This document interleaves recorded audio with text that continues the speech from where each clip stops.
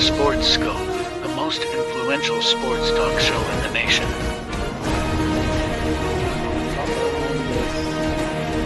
What is today, the 19th? Stay tuned for updates and great sports content. Hello, everybody. Welcome to the Real Sports Scope. I'm your host, Robert Butler, on this, what is today, the 15th or 16th? Okay, 15th day of October. We're halfway through the month. I don't know what's happening to this month here, almost halfway there to Nick Saban's birthday on Halloween here. Got a great show with you for tonight. Two big trades here. Wow. Davante Adams to the Jets. And I tell you what, the Raiders really wanted to get rid of this guy. Man, they ate quite a bit of dead money just to get him off their roster and moved on from him. Got a little bit of draft capital there. Talk about that. That game was a good game. I'll dissect that game particularly. That was a big win for the Bills, as banged up as they were. Also, when they picked up Amari Cooper in the same day. Also, get my NFL Power 5. And I've got some funny quotes here, folks, from the Manning cast. And I'll tell you what, I'll tease this before we go to the break. No chance Bill Belichick goes and coaches under Woody Johnson. I'll tease it at that. And if I get time, I just heard this smart remark by Jerry Jones. If I get time, I'll play that at the very end of the program, threatening to fire the radio guy on the air. I guess he owns part of that. I don't know what the situation, if that's a flagship or whatever, but that really rubbed me the wrong way. I didn't really get enough time to do the research. I may get with that tomorrow. But let's take our first and only break, and I'll be back here after a few short announcements, and we will hit the ground running here on the Real Sports Scope.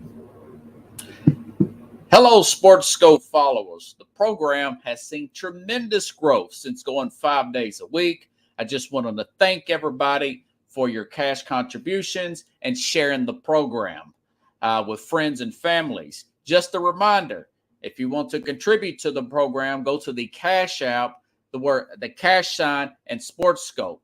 There are other ways to contribute to the program listed at the bottom of the screen. If you want to advertise on the program, go to sports, that is sports with an S, another S, scope, SKOPE, at gmail.com, just like it's listed at the bottom of the screen. Thank you and enjoy the program. I'm Mac, CEO of National Streaming Sports and host of the Mac and Jack Sports Show. You're watching the sharp-dressed man and the big story breaker, Robert Butler, on Sports Scope, Monday through Friday at 8 p.m. Eastern on National Streaming Sports. Introducing National Streaming Sports, live and on-demand sports talk programming that you can access 24/7. For the premier sports talk experience, tap into our Roku channel. Start your mornings with Mac and Jack covering all the weekend sports action. Then pour a cup and enjoy all the sports you can drink on the Coffee and Sports podcast. At midday, talk sports from east to west on the Coast to Coast podcast. Followed at night by some hot girl talk with Prim and Proper Sports featuring Sonia Pearson. Talk boxing on the Gloved Fist. Yankee fans tune in for Start Spreading the News. And there's more on the College Sports Huddle and Sports Scope with Robert Butler. There are 20 podcasts in all and 70 weekly shows giving us a 3.4-star viewer rating. To find us on Roku TV, search for National Streaming Sports on the Roku search bar. Click on the logo and you're in. National Streaming Sports, live and on-demand sports talk for America. Wow. Man, I just really amps me up to watch that National Streaming Sports promo, doing some really big things, and we got some really big rings, like Drake would say. Okay. Boy, I tell you what, folks, that Jerry Jones comment to the Dallas radio sports guy, I just heard it just a few minutes ago. I wish I had more time. That just really got all over me, man. Whew, boy, I tell you what. But I'll get to that. All right, now, so let's talk about last night. Bills come up with a big road win Listen, that banged up James Cook was out. I thought that was a blessing in disguise, personally, with the emergence of rookie Ray Davis. You know, Ray Davis is a fourth-round pick out of Kentucky. The guy ran over 200 yards against Florida last year. This guy's a playmaker. Kind of reminds me of a little bit of a Marshall Faulk, a little bit of Priest Holmes, if you ask me, type of player. Ray Davis there, fourth-round pick. Wow, I mean, he had a great game last night. You know, it's nights like this, like last night for the Bills, that make you want to say, okay, well, you know, look what we got here on this roster. That's the guy I thought that they had. I knew that he was going to be a good pick for them. Sometimes the players just rise up and play well. Once you put them in big game situations, I don't know what is going on or not going on in practice, but I knew that he was a really good player here. And now they absolutely needed him. And listen, he, 97 yards rushing, but also he was their leading receiver at 3 catches for 55 yards. So, and one heck of a catch there, and a great throw by Josh Allen getting out of the pocket, hitting him downfield. Real good play there. And him being the leading receiver yardage-wise may be the reason why they made that trade for Amari Cooper, which I'll get to here in just a little bit. But anyways, all right, so now the Bills are now leading the AFC East defensively. They did get 3 sacks on Rodgers, 2 of them. I don't know if you all watched any of that game. I wasn't sure Rodgers was going to get up. I thought this was going to be deja vu all over again at MetLife. Like last year, the guy plays, he gets slammed to the ground, and he tears his Achilles a few plays into the game. Obviously, that wasn't the case there. But this, what's his name, AJ Espinoza, really did him in, got past Tyron Smith. That loss there on the flip side put the Jets at 2-4, and it triggered them to trade for Davante Adams. I'm a little torn on this trade. Part of me thinks, well, you got Davante Adams. Worst case scenario, you just give up a 3 pick. And the truth of the matter is, here's the story from Adam Schefter from ESPN. The Raiders, they got the 2025 conditional 3rd-round pick. That pick could improve to a 2nd-round pick if Adams is a 1st or 2nd team All-Pro this season, or which I'm not sure because a lot of games have been, 6 games already, or is on the Jets' active roster for the AFC Championship game or Super Bowl. So he's going to have to ball out like nobody's business, or they're going to have to go to the AFC. And, well, if that happens, then you'll forget about everything else if you're a Jets fan to see them in an AFC championship game there, Pickle. So, but listen, I mean, they give up this pick, but my thing is, how bad did the Raiders want to get rid of this guy? I mean, going back and looking at the dead money cap here. So this is from Spot Track. I really trust these guys. The Jets acquired Davante Adams. They'll have to pay $11.59 guaranteed dollars here, million, for the rest of this season. All right. For a number 1 receiver, Rodgers guy, he's going to be healthy probably by the next game they play. But 2025, $36 million non-guaranteed. They can get out of it. 2026, $36.25 non-guaranteed. The Raiders are taking on $13 million dead cap this year, which, this year's done for the Raiders. And next year, $15.7 million in dead cap. The Raiders. There was a funny line out of the movie Moneyball with Brad Pitt there, true story, and Billy Bean. And there was a scene there where David Justice was traded to the Oakland A's, and he was bragging about this and that. I played for the Yankees and blah, blah, blah. And Brandon Beane came back and said, listen, they're paying your salary 50 something, some kind of ridiculous number for you not to play there, for us to take you.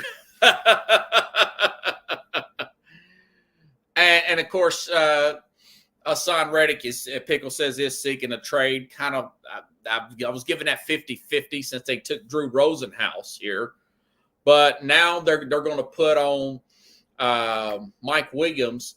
He's back on the trade block. So you're going to have Devontae Adams on one side. Garrett Wilson should shine here. Adams is probably still going to draw. Remember before he got hurt, it was his big plays and his big catches against the Raiders, against the Ravens, with Gardner Minshew throwing on the ball, they catapulted that win for the Raiders there in the last few minutes there, for the Raiders knocking out that Ravens team and really upsetting them. But the fact that the Jets don't have to eat that dead money past next year, that's not a bad play for the Jets. And, of course, for the Raiders, they're just hoping that they can turn this into a second-round pick. They're chopping this up as a loss. I mean, I've gone over this in the past, how the Packers come out like total bandits here, picking up two defensive players that I know of off the top of my head.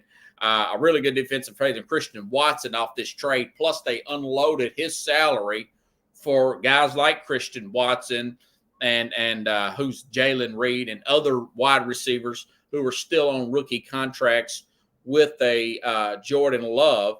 And I tell you what, they're honorable mention as a Power 5 team this week as well. So they're selling here. The Raiders are doing the Raider thing. You know, I knew that was more about selling tickets.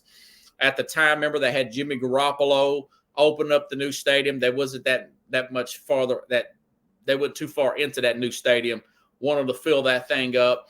And that's basically what it was in a nutshell. He got his money, per se, but it seems like, you know, usually when you go to the Raiders in the last 25 years, it's pretty miserable other than the 2002 season, 2002, 2003 season, going back to Rich Gannon. Not to be mean, but geez, it's just calling balls and strikes here. You know, Pickles tells about David.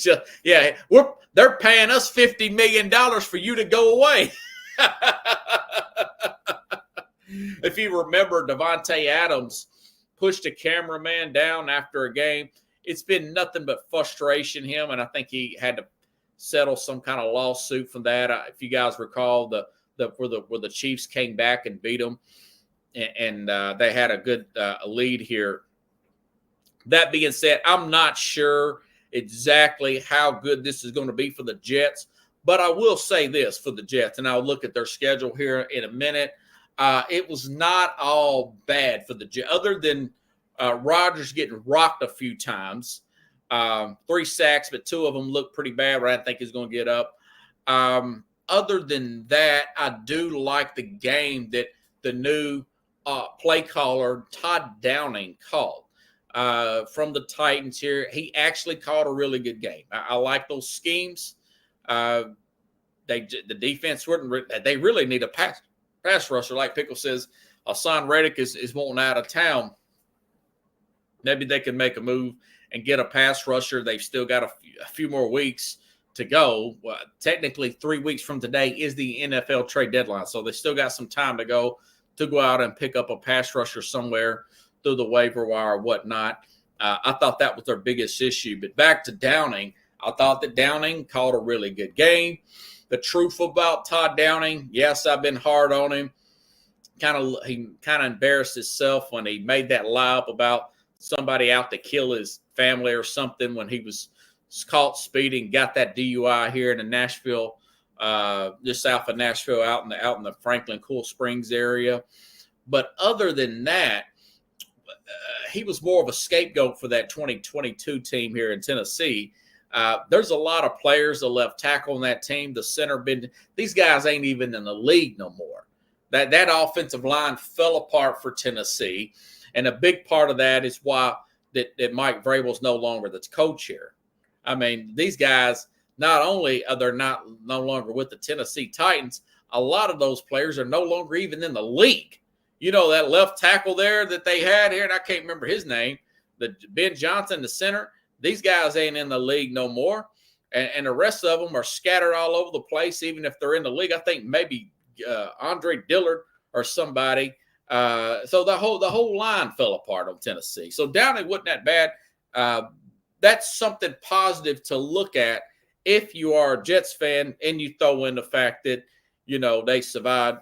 They come up and sign Davante Adams. Now, as far as the Bills are concerned, as soon as they seen that happen, they went out and made a trade here and got Amari Cooper. And I'll tell you what, I did not expect I really did not expect them to get what they got for Amari Cooper.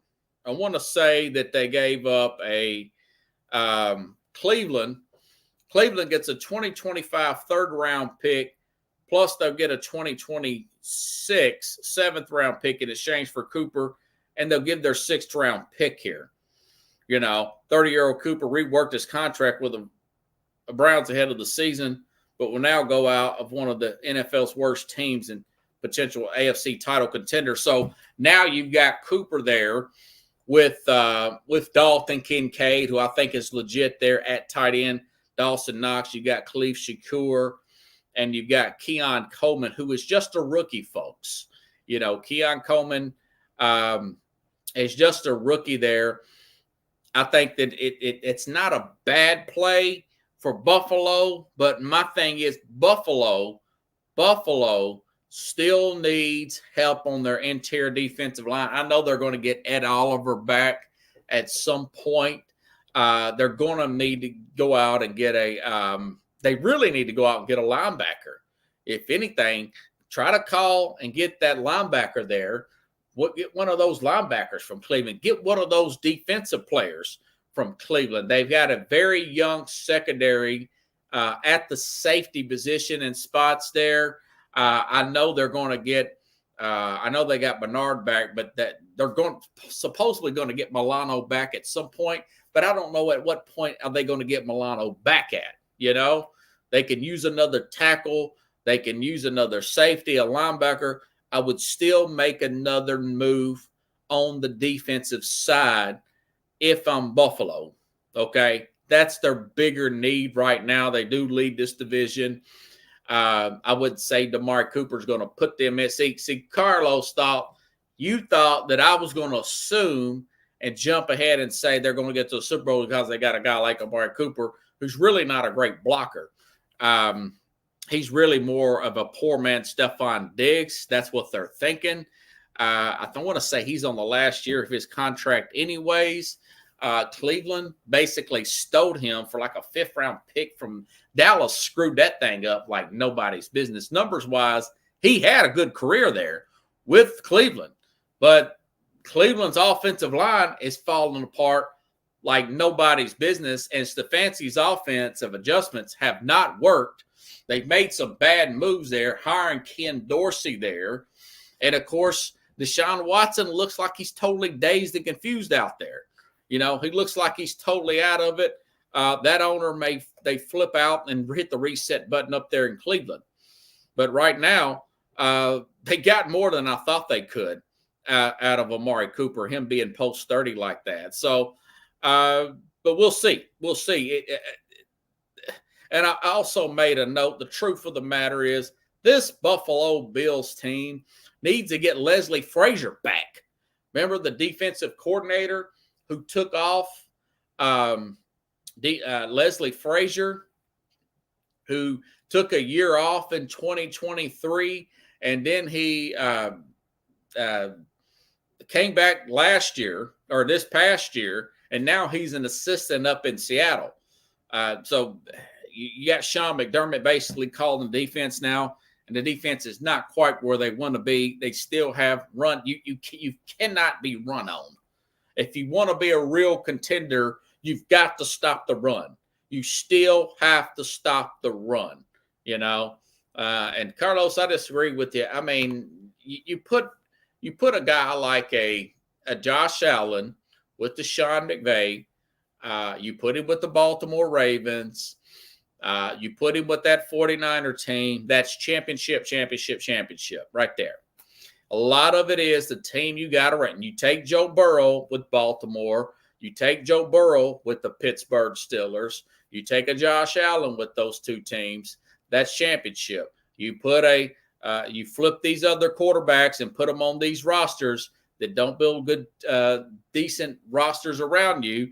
I don't know if Tom Brady could have played on those old Cleveland teams after Belichick left and been Tom Brady. I mean, I love Tom Brady. I really do. It's tough when you don't have the ownership and a good general manager that you want to step out on a limb and help you out there. So, but did they get better? Yeah, they got better. But they got to get healthy. And the truth of the matter is that defense for the Bills, that's what they need to address. That's what they need to address. And as far as going back to the Jets, listen, folks, nobody's really running off with anything in the air. This is not like the NFC North. Listen, the Jets are, okay, they're sitting there below Miami. Miami's still going to fall off, okay?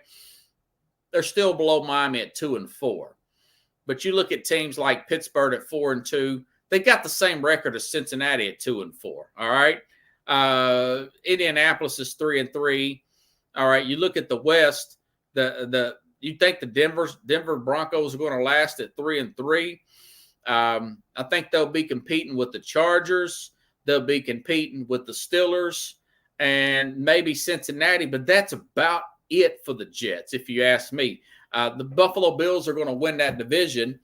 And like I called that they would win the division. And I still said, I said at the very beginning, the Jets will find a way to get into the wild card in the East. And just listen, folks, listen to the Jets' remaining schedule. Yeah, they got a rough game at Pittsburgh next week. Looks like Russell Wilson's getting those first team snaps. They may lose that game. They may lose that game at Pittsburgh. They may very well win that game at Pittsburgh. It's Pittsburgh. Tomlin can screw up a free meal. Then they got teams like New England. They've got the Arizona with their terrible defense. They got the Colts at home. Then they get a bye week in week 12. They've got Seattle at home, at Miami, who could be a dumpster fire. Jacksonville, who is a dumpster fire. The Rams at home. And then they got Miami at home. They got at Miami, then Miami at home. Those last, 6 games? Those last 6 games, they can win 5 out of 6 there, and potentially be that 9-8, 10-7 type of team and slide in as that last wild card. So they still have an opportunity there. They still have an opportunity there to do something. I'm not saying that it is going to happen. And quite frankly, Bill Belichick says he has no respect for Woody Johnson and thinks that he shouldn't have fired Saleh in the first place. And I'll play that here in a minute. Carlos says Josh Allen, Miami. Carlos, I don't know if you're taking too much cough medicine, but you may have a bad reaction there. I know you was under the weather the other day, allergies, and Josh Allen, Miami. I don't know what you mean by that. Brady had a good coach and great defense. Yes, great defense. And Carlos says they might end 8 wins. Yeah, I said they'll be about 9-8, 8-9. They'll be a borderline team and sell tickets. But listen to what Bill Belichick says about Woody Johnson. Bill Belichick, folks. Bill Belichick, he didn't like Woody Johnson 25 years from now. He didn't like Woody Johnson. He didn't like Woody Johnson when he was an assistant coach. He didn't under Parcells. He didn't like Woody Johnson, the owner of the Jets, when he was a head coach and whatnot. He says on the Manning Cast, which is the best thing since wrestling. By the way, folks, I keep telling you all this. I'm going to record the Manning Cast. I see these clips, but the Manning Cast does not come on every single Monday Night Football, so I have to double check and do that. But listen to Bill Belichick, who just is absolutely. Thanks for the ass kicking. Okay. Nope, that's Rex Ryan. Okay. Listen to Bill Belichick with Peyton Manning and Eli Manning on the Manning cast talking about ownership, Woody Johnson and Robert Saleh fired and whatnot, and the Jets mess there. That's kind of what it's been there at the Jets. You know, they've barely won over 30% in the last 10 years. So, you know, the owner being the owner, just ready, fire, aim. But, Bill, you mentioned, in '99, you were the DC for the Jets. Parcells was the head coach. He stepped down. You replaced him for a day before resigning. We have a recreation of your resignation letter that we can show here. You wrote, quote, "I resigned as HC of the NYJ," and you wrote it on a napkin. Bill, looking back, which is stranger, that you resigned on a napkin or that you couldn't be bothered to write out the words head coach? I was tight on space. Hey, look, Peyton, that's kind of what it's been there at the Jets. You know, they've barely won over 30% in the last 10 years. So, you know, the owner being the owner, just ready, fire, aim. But, Bill, you mentioned, in '99, you were the DC for the Jets. Parcells was the head coach. He stepped down. You replaced him for a day before resigning. We have a recreation of your resignation letter that we can show here. You wrote, quote, "I resigned as HC of the NYJ," and you wrote it on a napkin. Bill, looking back, which is stranger, that you resigned on a napkin or that you couldn't be bothered to write out the words head coach? I was tight on space. Hey, look, Peyton, I was the head coach of the Jets twice. I was the head coach before Parcells came there, and I was the head coach after Bill resigned. Undefeated, unscored on, all right? My career as a coach of the Jets is unblemished. Okay. He has no respect for this guy whatsoever. At ready, fire, aim, I thought maybe he might want to stick it to Robert Kraft there. I thought maybe he might want to stick it to Robert Kraft and maybe work out something and take back what he said in the Two Bills documentary and some of the stuff that he's did towards Woody Johnson back in 2000, resigning on a napkin, Pickle. I mean, that is the funniest thing. He had no respect for. He didn't have enough respect. This guy must be smart and condescending towards Belichick. Well, he's not going to put up an ounce of crap out of anybody. I'm surprised that he handled it like that, but I'm pretty sure if you got one-on-one with Bill Belichick, he would probably be able to explain that exactly what Woody Johnson has done to really grind his gears the way Peter Griffin would say. You know, I mean, I don't even have enough ounce of patience to write out a formal resignation. He said he couldn't even get a head coach there, Pickles, on the napkin.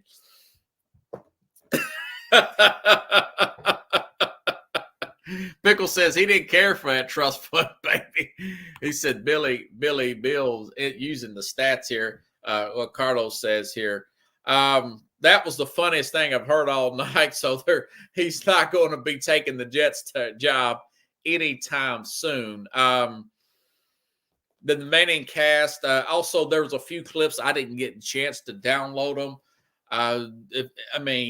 Being able to listen to Bill Belichick and Peyton Manning, I would love for them to run a team. Belichick run the defense, Peyton run the offense.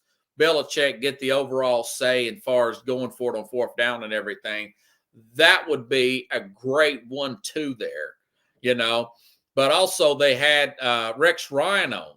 The two Mannings had Rex Ryan on, and he's saying if it wasn't for you guys, for those of you, the Carlos's age and my age, who watched the hit show Scooby-Doo, I would have got away with it if it wasn't for you kids. The famous line when they catch the professor who dresses up like a monster and terrorizes everybody in Scooby-Doo. Rex Ryan gives us something of a Scooby-Doo answer saying, I'd have still been coaching if it wasn't for you two and Tom Brady. Listen to one more funny line here from Rex Ryan here on the watch out for some language here on the Manning cast. Really good stuff. Listen Thanks up. for the ass kicking, because you guys would always beat me. I'd have a hell of a record if it wasn't for them playing against the Mannings and damn Tom Brady. I'd still probably be coaching.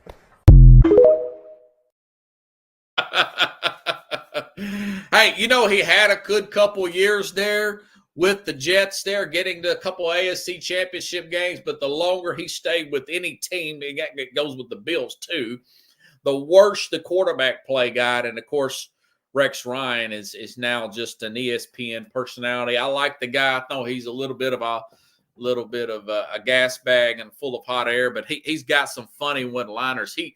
Rex Ryan is like a poor man's Charles Barkley, if you know what I mean. Oh, thank you, Linda.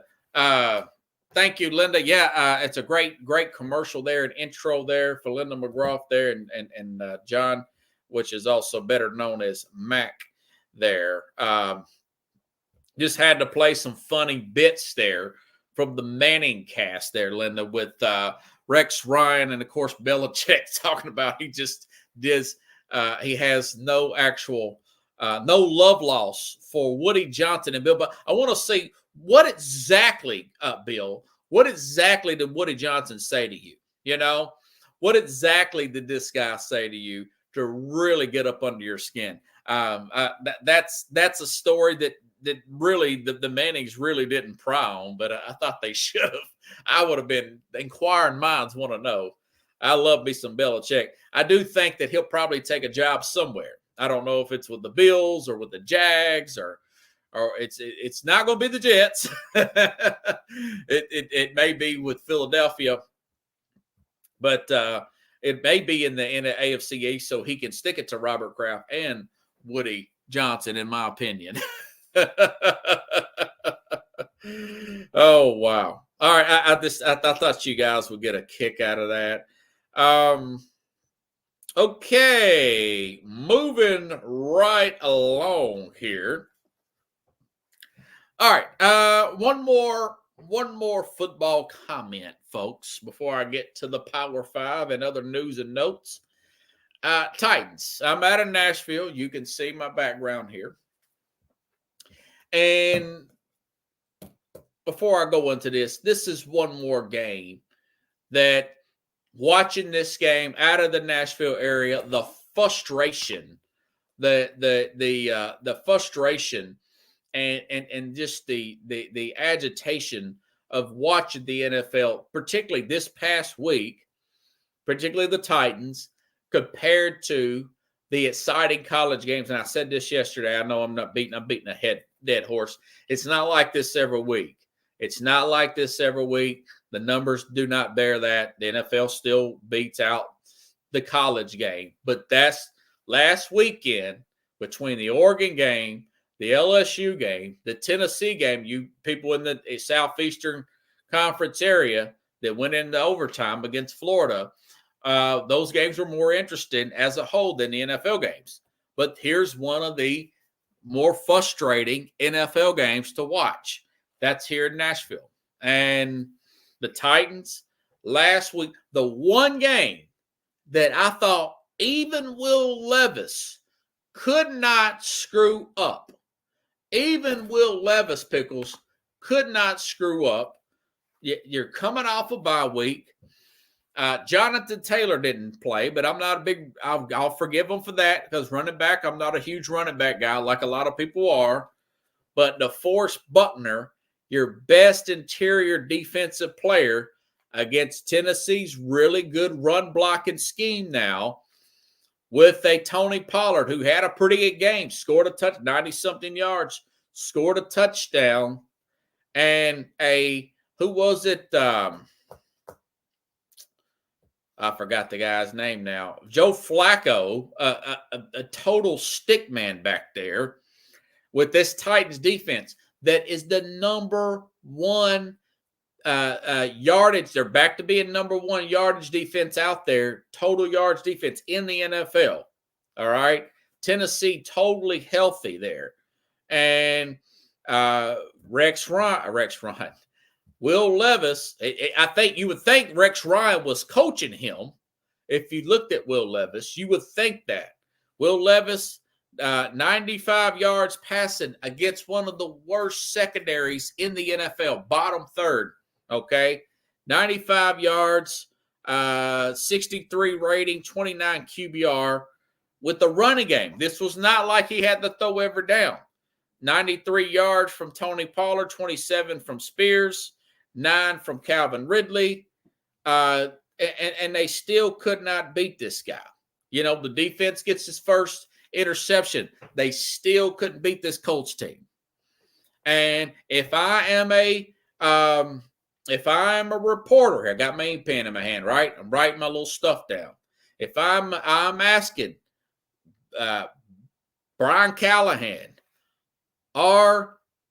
is Rand Carthon or Amy Adams-Strunk or is one of the other, are they telling you to start Will Levis over Mason Rudolph? We want to know are you being dictated to who to play the best player in here? Are you being mandated is the better word. Are you being mandated to play this young man? Okay. We've seen what Mason Rudolph can do against Miami. We saw those last few drives. What with those ratings right there, with 1 touchdown, 1 interception, a QBR of 29, a rating of 63. What about 3.5 yards a pass?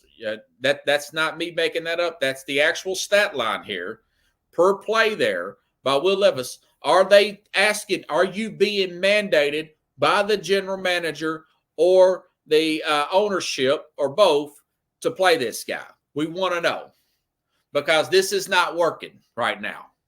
You know, he set out a lot last year. I know he's coming into a new system, but you have a running game. I just mentioned you have a defense here. Why did you lose this game? You know, and if he says, yeah, they are. Well, for once, I would love a coach to do like a Belichick and say, yep, they're Rand Carthon, I'll call him Rand. He drafted this guy a couple years ago, traded up early in the second round, and picked him.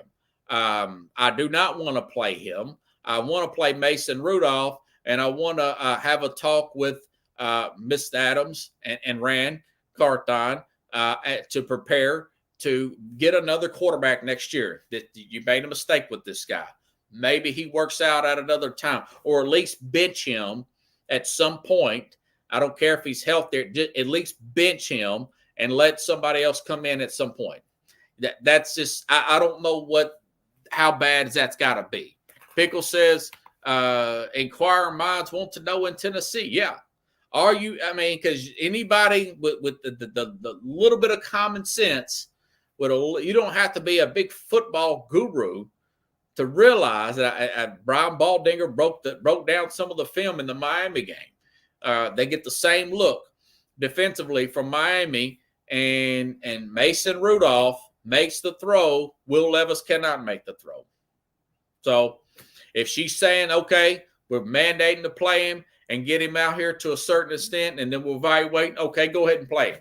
But if that's the truth, then if you're a Tennessee Titans fan, you got to pull for them to lose the rest of the games. And you got 3 weeks from today, less than 3 weeks, because Tuesday's over with. You're watching Sports Scope, you're getting towards the end of the night.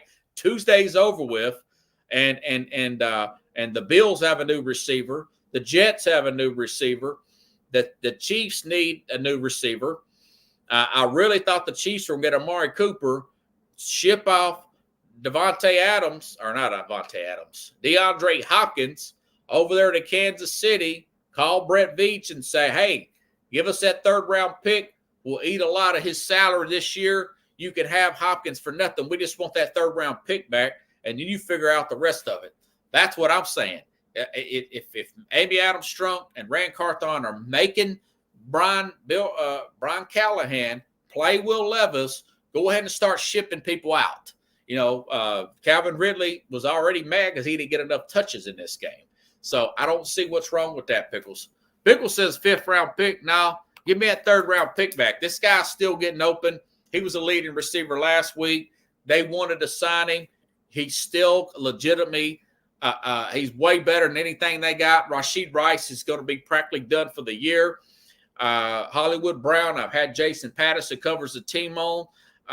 He's not going to be back this season. At some point, you saw how good this Charger team is. They're only going to get better, and the Denver Broncos are no slouch here. The Broncos defense is playing legit. They need a DeAndre Hopkins, and the Titans can give it to him for nothing. Just give that third-round pick back, and we'll send him back, and we'll even play for his plane ticket. You know, we'll pay for his plane ticket, and we'll thank DeAndre Hopkins. And quite frankly, I would ask somebody like the Jets or the Bills and try to ship out Landry up there, or maybe send him to Detroit for a second or third round pick. Just playing armchair general manager. And I like Harold Landry, but he is 28, and he's already came off one surgery. I know that my man Rich Ferris don't like that, but hey, man, I just call balls and strikes here. Pickle says ship Ridley to Pittsburgh somewhere. Now, if you ship Ridley to Pittsburgh, now they're going to have to come off first-round pick because Ridley's in his prime. I actually like Ridley. I think I keep Ridley, believe it or not. So you've heard me vent about the Tennessee vet. Sorry, it gets under my skin. That's so frustrating. I can't watch them. I can't bet them. You know, my dad watches a program. He said, let's don't touch Tennessee. And I said, good idea. Because I would have took Tennessee again, and it just got me ticked off. Okay. Let's talk Power 5. Let's talk about the teams that are good. Let's talk about the teams that are my 5 best teams as of today in the NFL. Today is what's the day? 15th of October. So we're still 3 weeks away from the trade deadline, which means teams can get better. We've already seen some action today, and the action is not going to stop here. By the way, I've seen Spot Track actually break down Max Crosby's contract in case the Raiders really want to redo some things. So maybe Max Crosby gets traded, Anyways, okay. Number 5, Houston back in the saddle again, folks. Houston Texans. I was looking at some of Houston's defensive numbers to make sure I wasn't overreacting. They are top 3 in total yards allowed. Joe Mixon came back strong, by the way. They had some injuries at the running back position. They went on, and Mixon was so good, they traded Cam Akers elsewhere. They traded him up to, I think, Minnesota or somebody. Where did they trade Green Acres? They traded him to Minnesota somewhere. I didn't get the compensation, but I'm sure it was for an end table. But anyways, so Joe Mixon came back 135 total yards, 2 touchdowns. C.J. Stroud, by the way, 10 touchdowns, 4 interceptions. Carried this team when they had their 2 starting running backs out. By the way, who was the left tackle? He's been in and out too.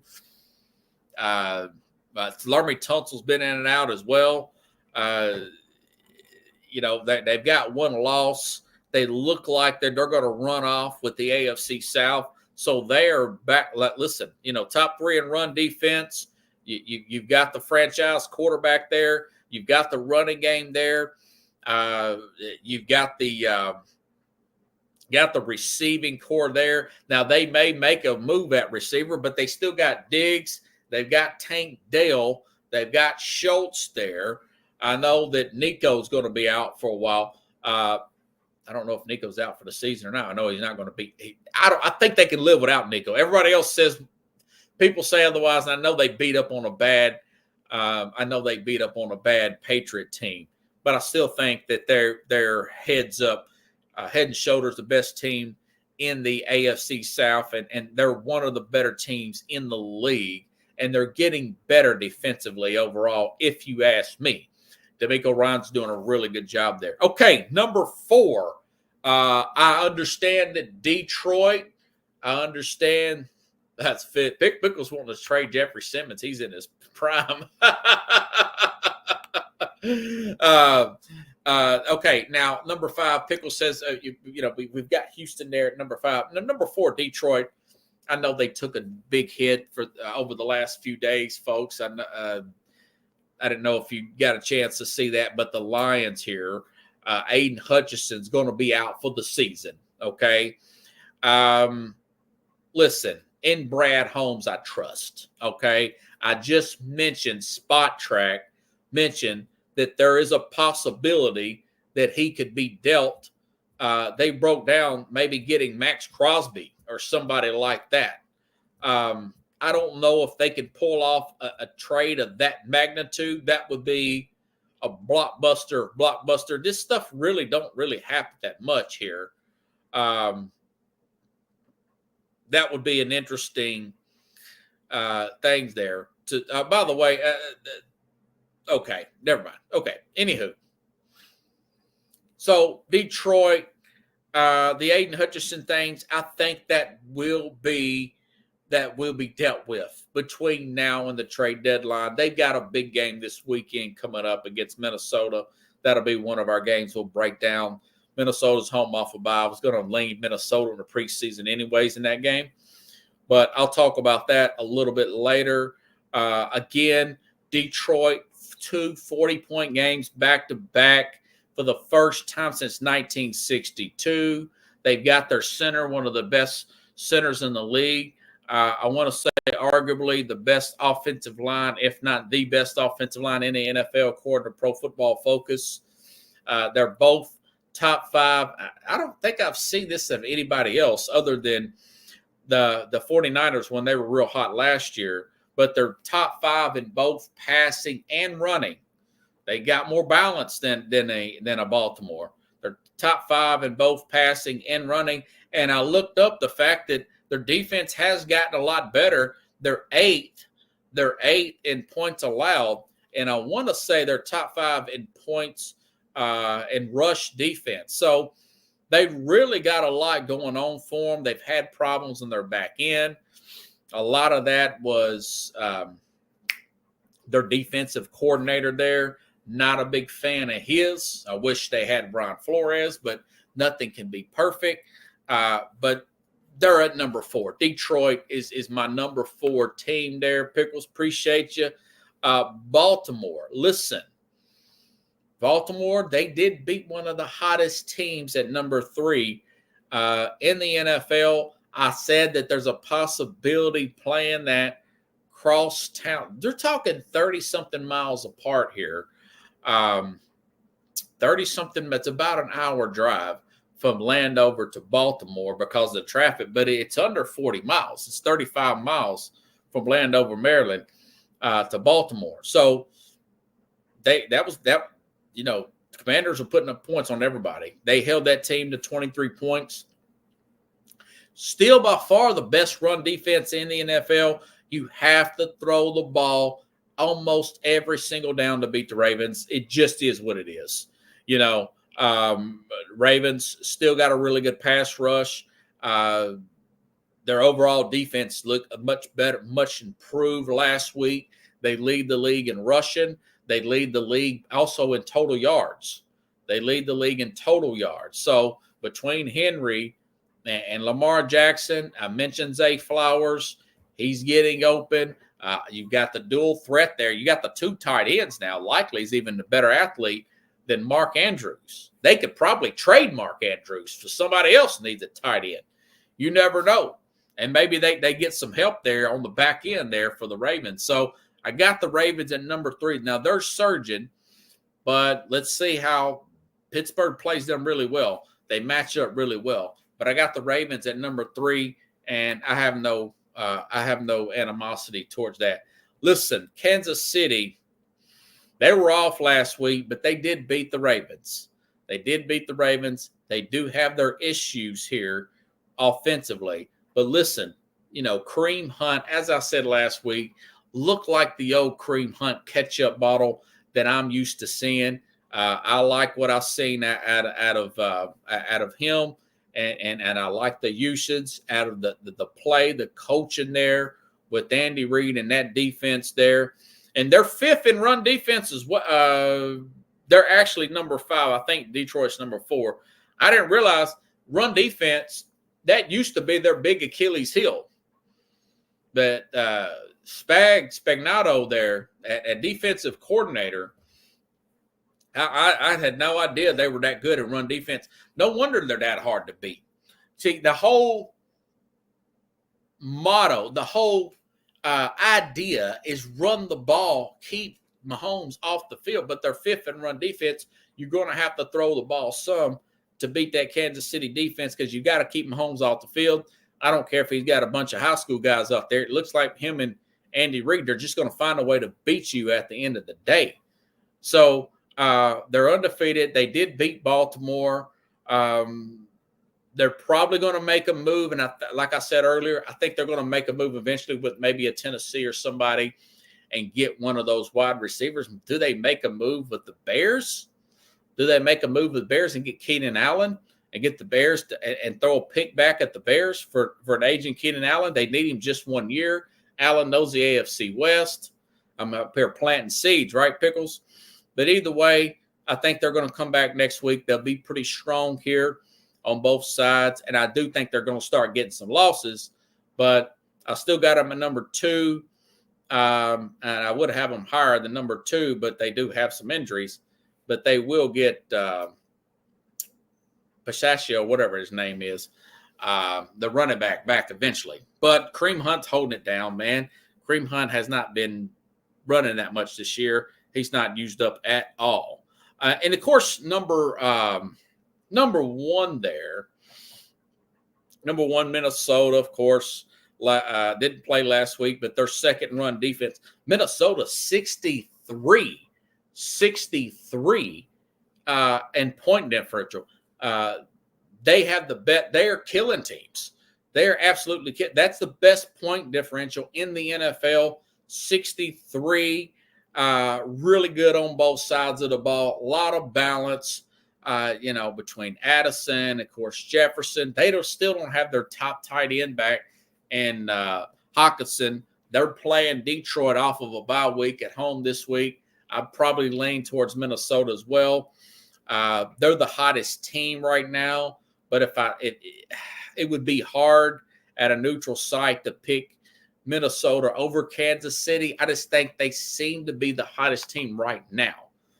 With that, again, plus 63 point differential. Minnesota is really unexplainable defensively.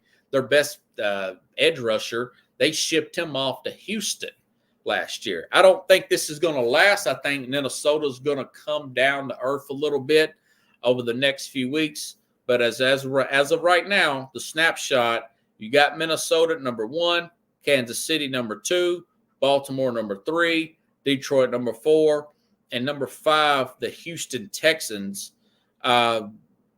Any 5 of these teams, as of today, if the playoffs started today, those teams would be in the Super Bowl bubble. They got it on both sides of the ball. They got depth. They got coaching on both sides.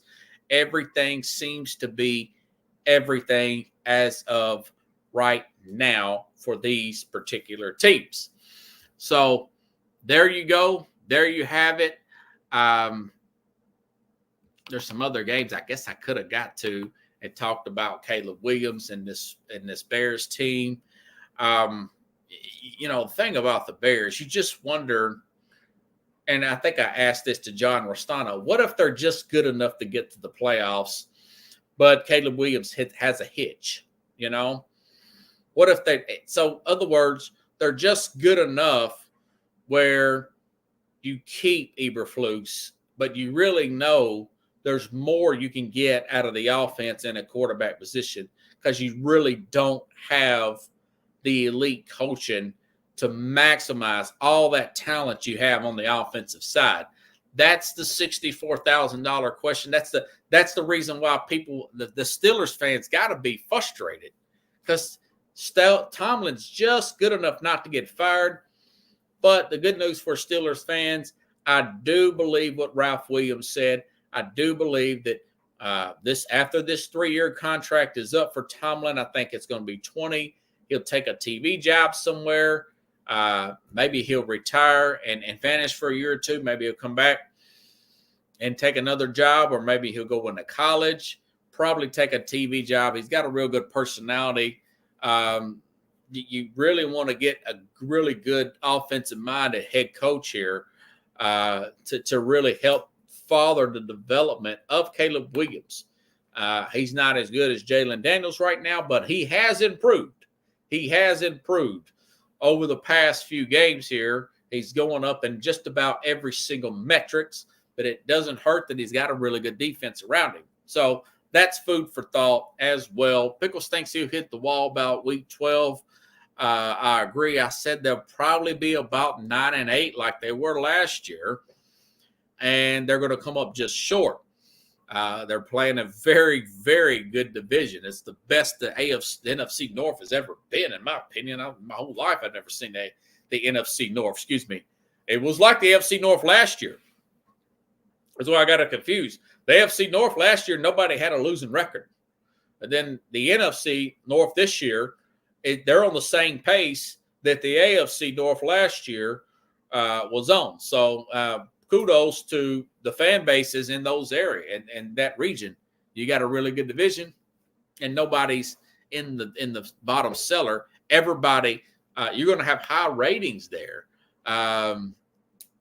Beating the Jags and Titans isn't a big deal. Yeah, that's bad defenses, but they also beat the Rams, who I think that'll come back. So, and they pushed Houston to the last possession. That defense is loaded. That's a good defense. One of the best cornerbacks in the game, one of the better wide receivers in DJ Moore. And that offensive line is well above average. It's well above average, but I just think, and Cole Kmet, he might be top 8 tight end in the league right now, the way he's playing. So it's not, and a good pass rush there with Sweat, and of course that linebacker they picked, who's it, Edwards they picked up from Buffalo in free agency a few years ago. They've hit on a lot of players. They hadn't hit on everybody. They brought in Claypool was a miss, and Keenan Allen's a little long in the tooth. But anyways, if you folks like the show, share the show. Now tomorrow I'm gonna dig in the college game. I haven't forgot about the college game. It was the best week.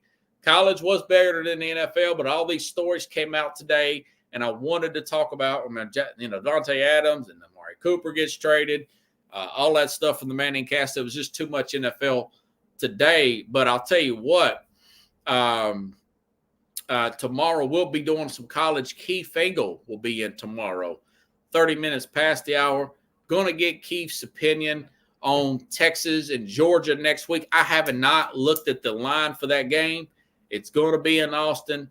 My guess is the way Texas has been playing, and they're undefeated, number 1 team, they're going to be favored just by how much. I'm saying 2.5, but I haven't even looked at the book yet. I'm not sure. I'm just not sure about that. And, of course, Tennessee and Alabama will be playing tomorrow. And I'll get his thoughts on last week's games. It was a lot of good games. I just mentioned all those games ad nauseum, the ones that went into overtime, and who he thinks the best team or teams are right now. We will go over some college football tomorrow. And, of course, I'll get the Tennessee side of things again, and we'll go over the games as well with Coach Carroll, who made a good call. Kevin Carroll here. Kevin came on the program last week, and, he made a good comment about, I think it was at Will Howard, the new quarterback there for Ohio State. Man, did he have a freaking brain cramp on that last play running out. I mean, he said he liked the guy last year. So I'll get him on Thursday. And, of course, it looks like I'll have Mad New Yorker back. So if you like the show, please share the show, folks. I greatly appreciate it. And I'll see you tomorrow, same time, same place, here on the Real Sports Scope.